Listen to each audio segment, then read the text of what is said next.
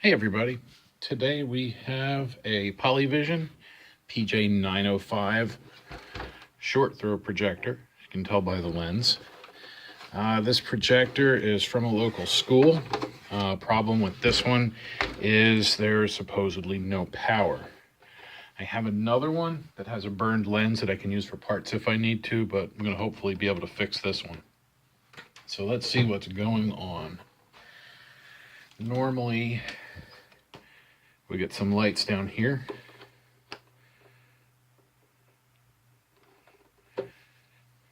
Nothing. So I do have the keyboard out of another PJ905, so I'll probably take the top off and then connect up this keyboard and measure some volts. So let's get that out and let's start disassembly. First thing we need to do is get the lamp out. So there's a screw in the back. Now these are not captive screws. I wish they were, but it's a pretty standard 3mm. Top comes off. It's going to be dusty inside, I'm sure. We cleaned a whole bunch of these a couple of years ago.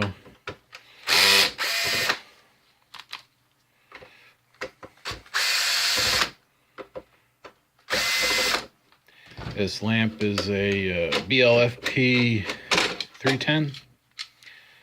These are known for suffering from a clogged lamp fan. There's a few Optimas, Vivitech maybe. There's a steel case. There's a couple models that use this setup that have that lamp fan. You'll see what I mean. This one's probably clogged.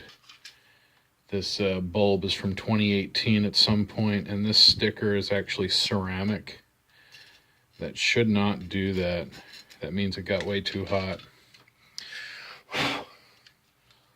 So we're probably going to find a bunch more dust. I can see some here. You shouldn't see any of that. Projectors really need to be cleaned more often than they are. But that's okay. That's why I'm here. Then next we'll take the small Phillips screws out. There's 4. 2 here.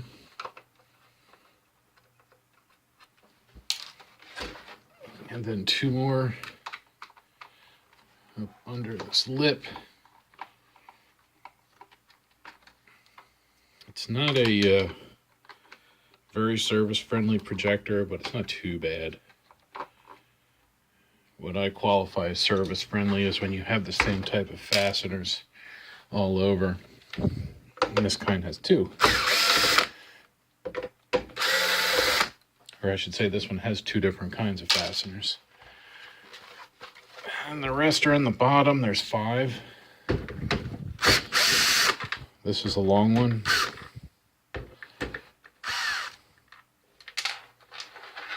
It's a long screw. And then the rest are short screws. Like that one right there. It's nice and short.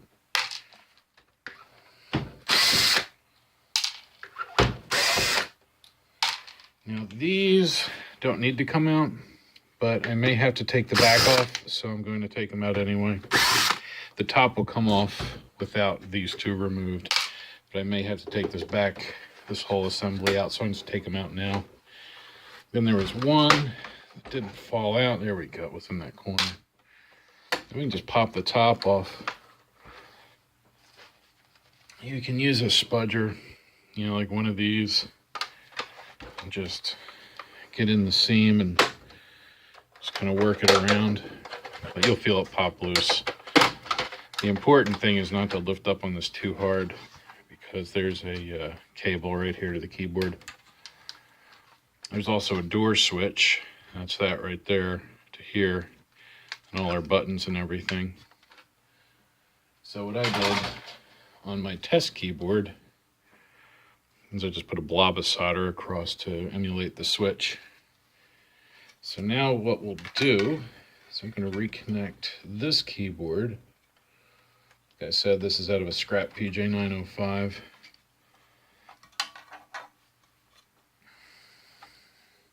It's like drywall dust. I'll be willing to bet they did some remodeling in the room that this was in.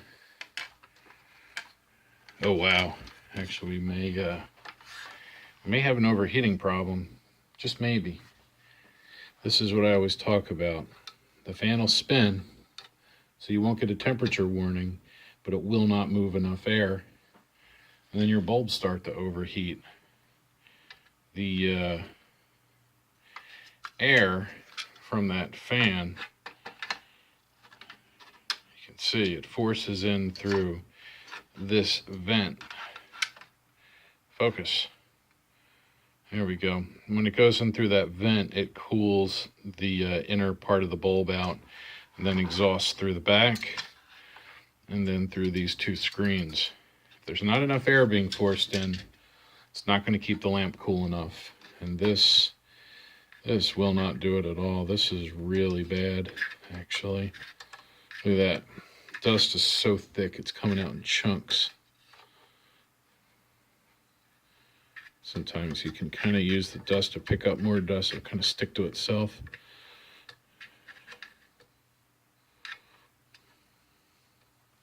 It's quite a bit of dust. I'm actually going to be right back. I'm going to go and blow this out real fast. All right, I got most of it out. The fan is in much better shape. There's still a little bit, you know, on the fins and stuff, but that'll be enough for testing. If I get this up and running, pardon me, when I get this up and running, I'll give it a proper cleaning. All right, so let's hang that off the side so it doesn't short out. And let's see if we have anything. Got nothing down there. Let's get the voltmeter.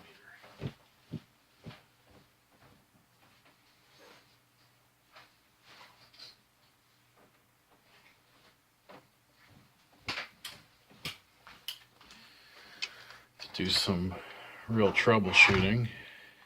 Let's see. Make it so you guys can see it. There we go. All right. So for ground, it's going to use the shielding. We'll use that. So we should have 3 volts or 2 volts or so coming in somewhere.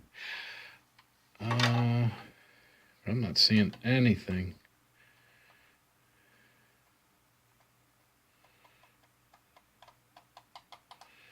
Get nothing to the keyboard.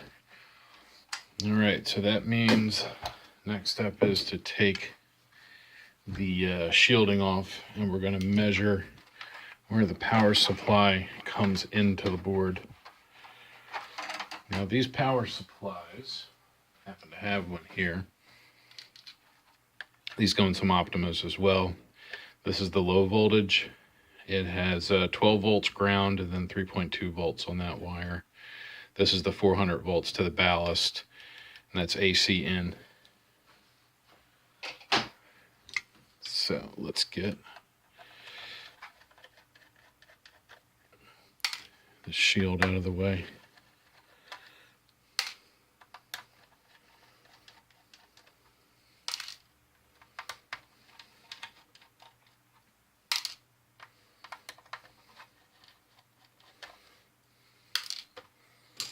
Those, then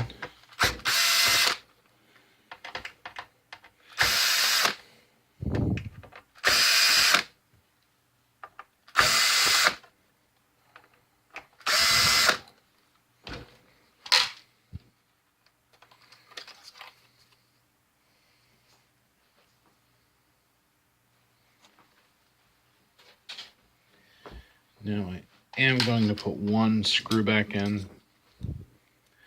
The DMD is over here. It's being held in through a connector. So I'm just going to screw that ground wire back in so it doesn't hit anything. And that'll keep the board tight to the optic assembly. So where we are going to test is right here.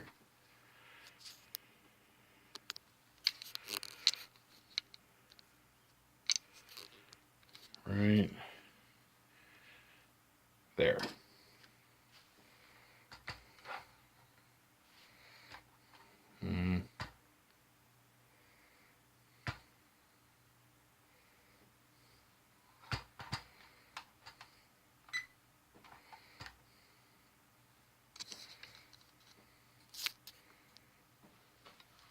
No, it's not the clearest, but it'll do. Get a good ground there. Better with light on or light off. And not bad with a bright. All right, so let's get power back on it. We'll check. Now, one observation, usually I'll hear a little click or a tick when the power supply charges up, but I'm not hearing that. When I plug that in, something made a noise, but it might just be mechanical noise. 0 volts. 0 volts. Nothing. Well, we shouldn't have anything here, but we should have 12 volts here, and we do not.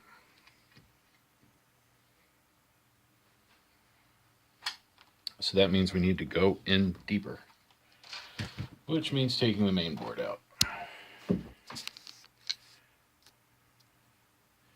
So let's disconnect my keyboard. And we can start unplugging wires. Actually, one thing I'm going to do, I found this on another one, is sometimes one of the external components will fail. So before we take that board out, we're going to try disconnecting the color wheel and see if that has any effect. So that's the sensor.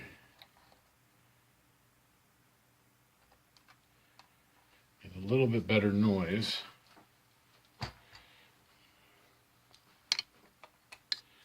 See if, nope, still nothing.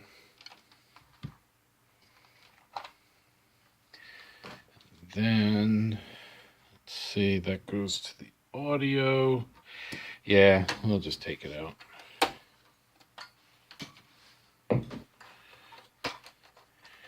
Now this wire stays in. That goes to a daughter board, which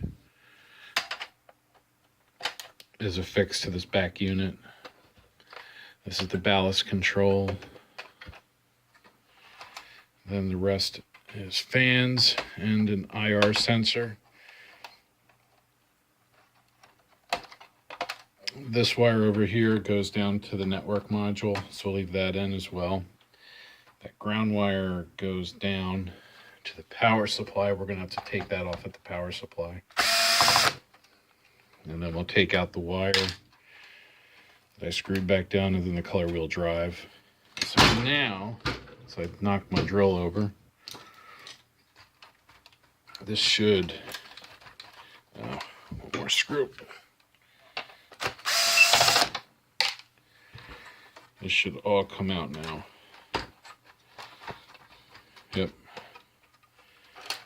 There we go. I can feel the wire under here holding it.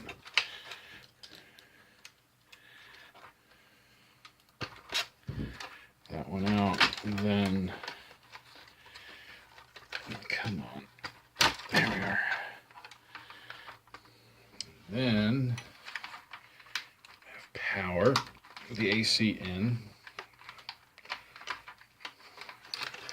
And then the ground strap.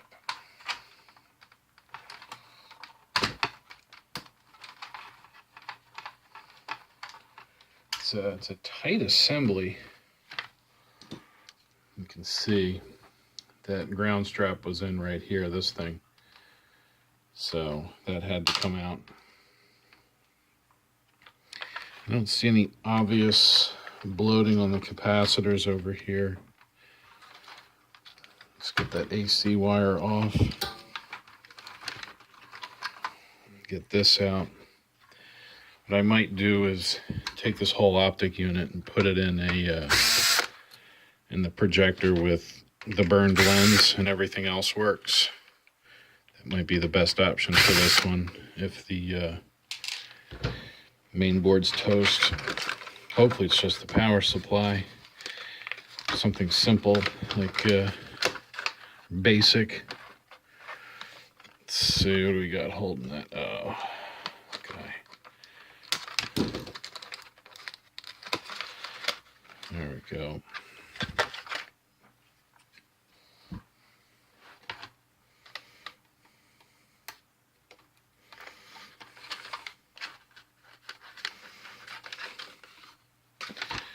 A weird design. It's like they made these like a Rubik's Cube to take apart and put back together. Here's the bottom of the main board. This is all the power supply stuff. That 12 volts comes in and it gets broken down to different voltages. There's the LAN board with the wires going to it, and then the flat cable going to all the other inputs. That's where the power connects, and that's where it connects to the DLP. So I'm just going to set this back behind it, because the power supply is what I'm interested in at the moment. Probably won't be interested in it for long. All right, first things first, let's just check the fuse.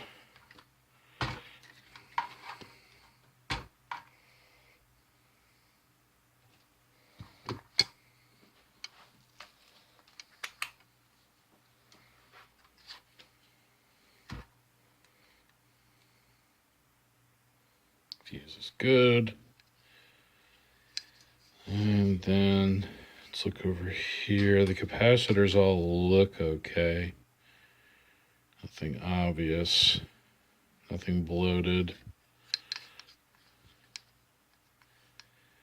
We have an SCR. There's an SCR right here. What does that do? Does it turn on the 12 volts? That looks like it might turn on the 12 volts. Let's just see if that's shorted. 73, that's all right. So it's not the SCR. I bet it's the main board. I bet the main board's pulling it down. Let's try another main board that I have that I know is good. Oh, wait a minute. Didn't use my eyes.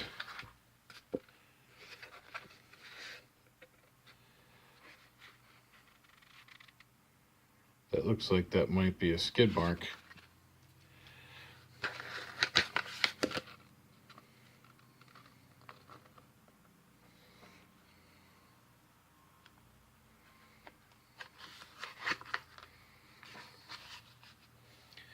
Because that's how it goes. We have a TVS diode here that's meant for transient suppression.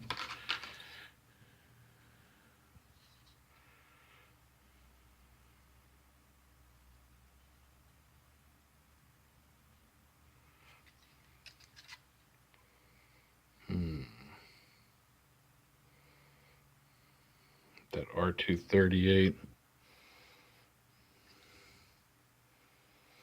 That guy. Oh, pardon me. Come on. Focus.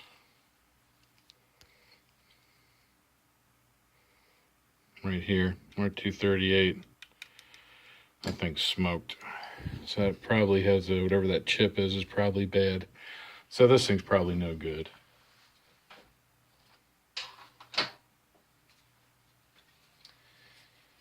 Pretty sure this is the good one. Let's see, that R238 was a 0 ohm. And let's see, what does that feed? That goes into that leg. Goes into that chip. That chip probably is no good.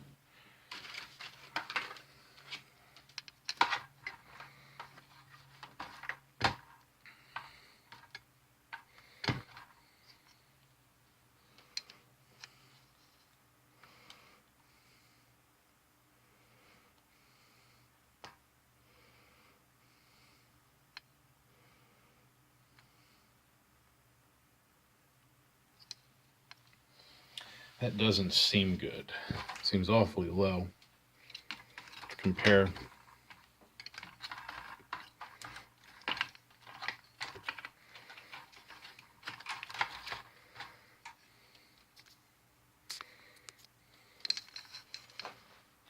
All right, so from pin 1 to there, going through a capacitor, it looks like.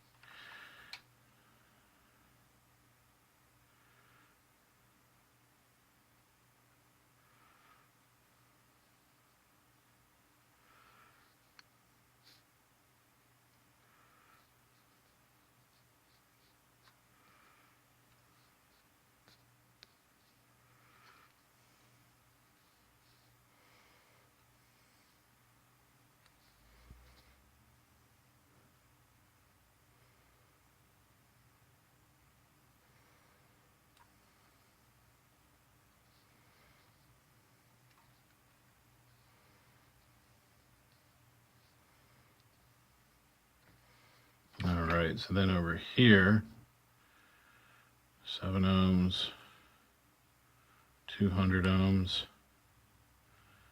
8 ohms. Yeah. All right, so that chip is definitely no good. Let me, I'm gonna mark this board so that I know.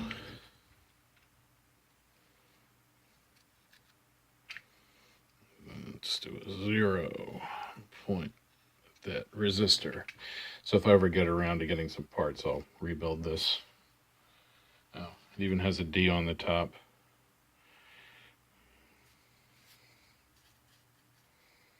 Defect. All right, let's try this one. This came out of another projector that had a bad main board.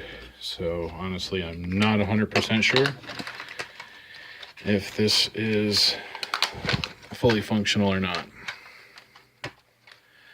But we will put a couple screws in to try it. Luckily, this is a quick test. You put these screws in, we'll plug in the main board, plug in the keyboard, and see if the lights come on. If the lights come on, we'll assemble it a little further. And see how it works. If it works at that point, then we will fully assemble it. So there's the power to the ballast.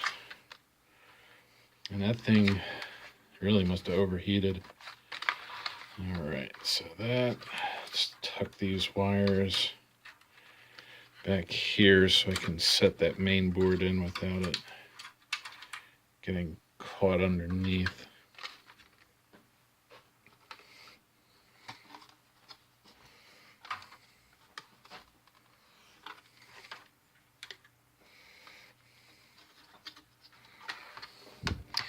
This is always the fun part.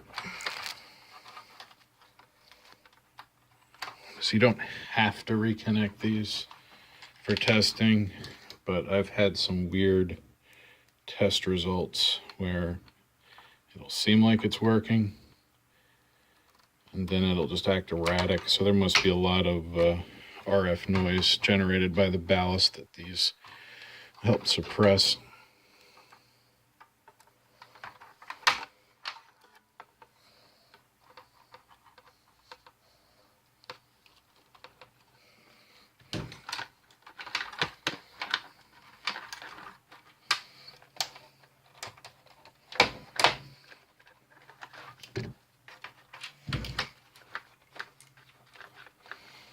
And then this, you just have to kind of line up by feel.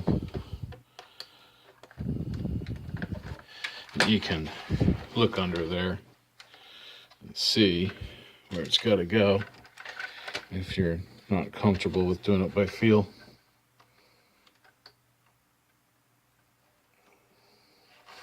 Once it starts to line up, just get your finger under there and give it a little squish.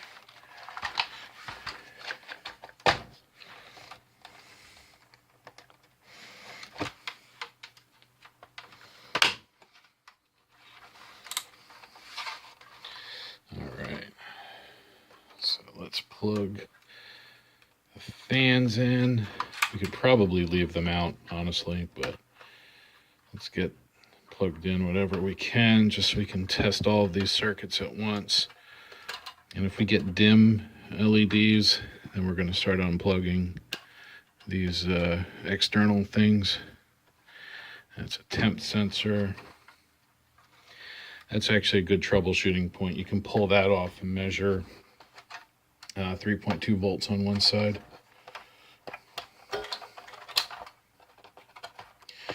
All right, now let's snap back down on the DMD. That's good. And let's get that ballast wire.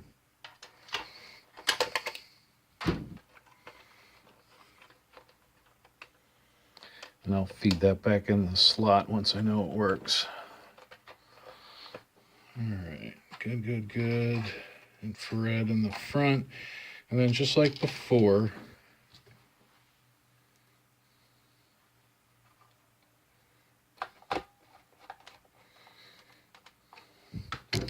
and I'll keep the DMD snug. All right, this all looks pretty good. And now we'll put the keyboard.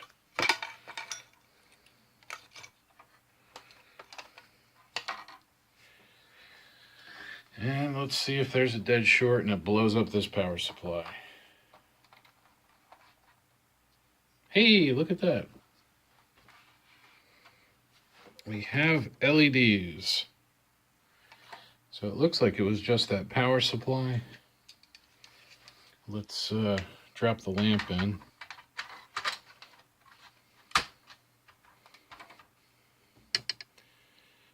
Put this screw in so it doesn't work itself loose while we're testing. All right. So let's see what happens. Get this all in the shot here. We should have a color wheel spin up, and then we should have the lamp light almost immediately. Hey, good sign. Very good sign. So it looks like we may have just had a blown up power supply on that one. Glad I had a spare. In fact, I had two spare if I remember correctly. And you can't really see it, but it's got a picture on the paper. Let me bring the menu up. Right there. Oh, there's the menu. It looks good. We don't have any bad pixels or anything. So that's good. So that means I'm going to turn it off and let it cool down, and then start putting all the screws back in so that we can get it back to the customer.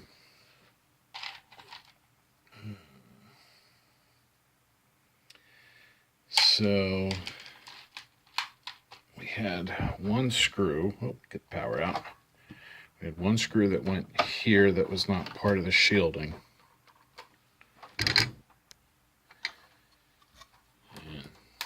Disconnect my keyboard for now. So now we're going to put all the rest of the shielding and mainboard screws back in. Oops.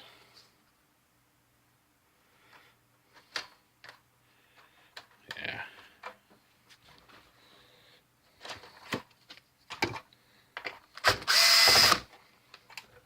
I'm glad the mainboard was okay.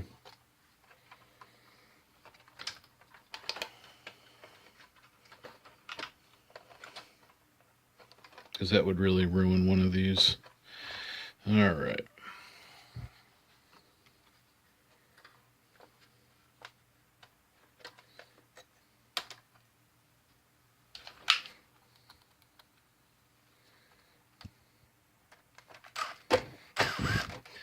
I'm just going to put these in a little bit. I don't want to over tighten them. Just going to get them started. And then we'll put the little ones in the back. and then I'll go around and snug them all down.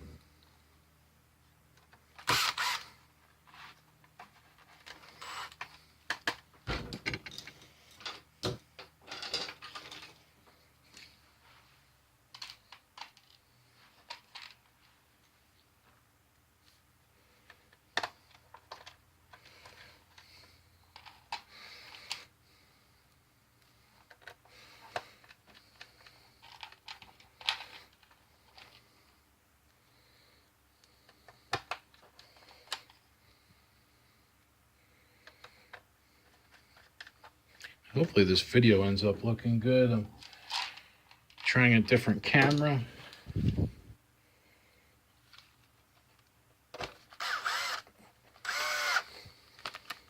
Set this one to 3.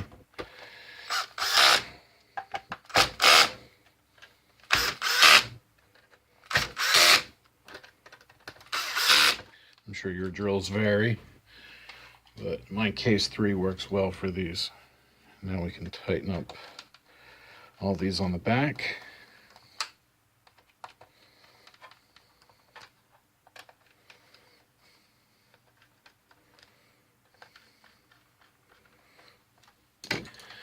Just make sure the wires are dressed. They look good.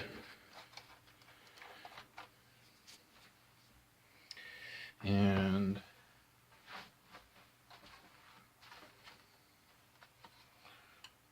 get our original cover.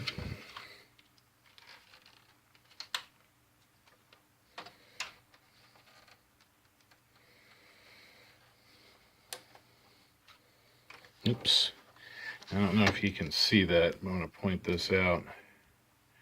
This isn't straight. I'm going to make sure those are nice and straight before you latch them.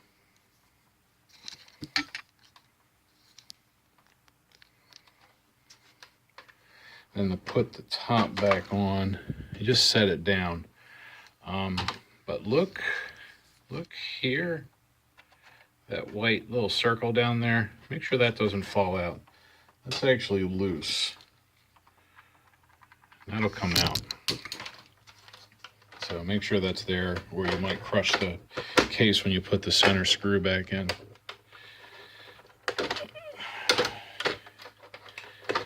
And putting this back on can be tricky because of this stuff. So just kind of work it. You might have to kind of reach in and tuck it behind. You should never have to force it though. It really should just kind of drop down and snap back into place. There's a little bit of spring back here, so I'm actually going to put the screws back in the same order they came out, where we'll put the little ones in first. And then we'll do these 2, and then we'll do the bottom. The reason I do that is I find that when I do the ones on the bottom first, they cause the pieces to separate, and sometimes they'll cross thread from each other.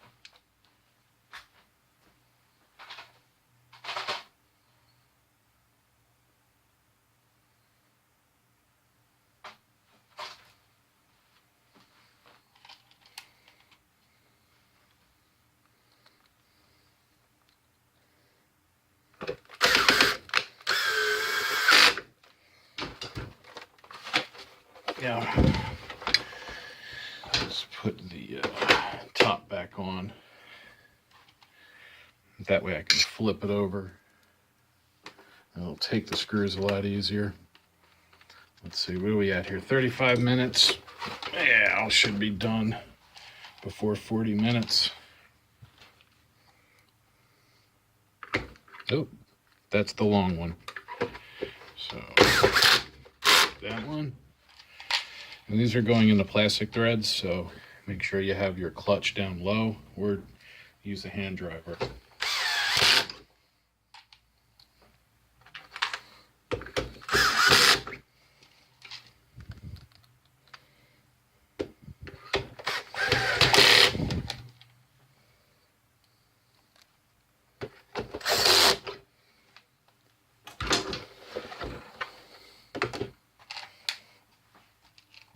These two and a totally empty screw bin.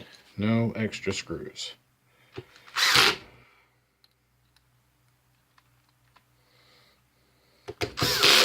All right. So, one more time.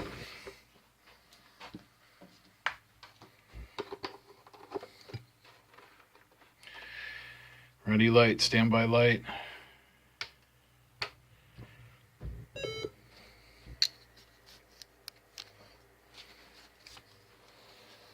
We should get a little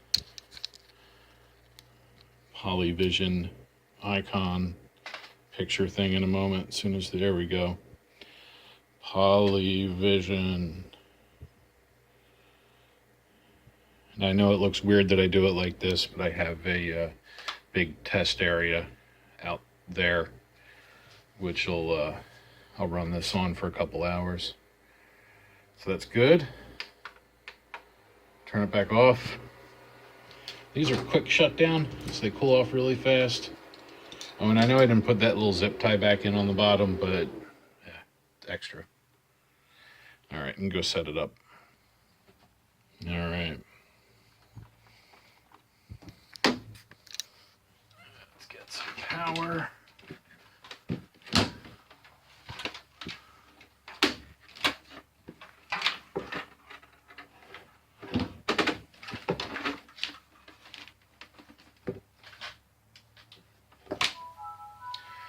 All right, so now we have power. Let's turn it on. And we should get a huge image because it's a short throw. The screen should only be, a foot or so from it. They use these with smart boards. So you can kind of see it coming up there. It's huge.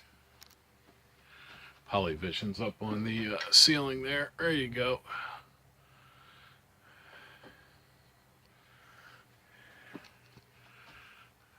And there's the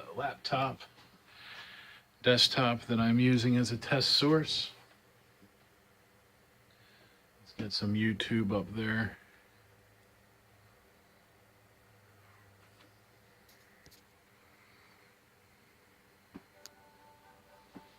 No goody ads.